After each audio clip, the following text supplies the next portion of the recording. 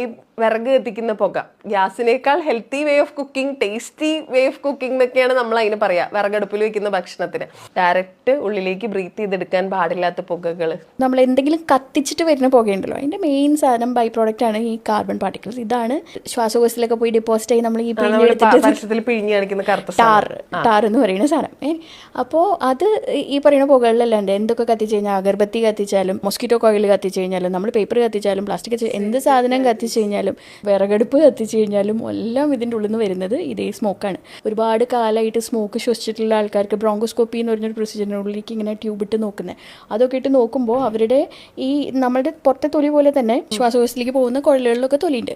ആ തൊലിയെല്ലാം ഡാർക്കായിട്ടിരിക്കും. അതിൻ്റെ അടിയിലൊക്കെ ഫുൾ ഈ സൂട്ടിൻ്റെ ഡെപ്പോസിറ്റൊക്കെ പോലെയുള്ളത്.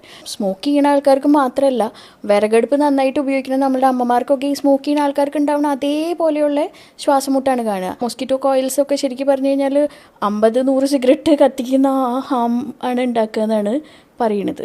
ഈ സിഗരറ്റൊക്കെ കത്തിക്കുമ്പോൾ വരുന്ന അതേപോലെയുള്ള വോളറ്റൈൽ ഓർഗാനിക് കോമ്പൗണ്ട്സ് എന്ന് പറയും, ആ സാധനങ്ങളാണ് പോയിട്ട് നമുക്ക് ക്യാൻസർ ഉണ്ടാക്കുന്നത്. പിന്നെ ഈ അഗർബത്തിയുടെയൊക്കെ കാര്യം പറയുകയാണെങ്കിൽ, എനിക്കൊരു പൂജാരി ഒരു പേഷ്യൻ്റ് ഉണ്ടായിരുന്നു.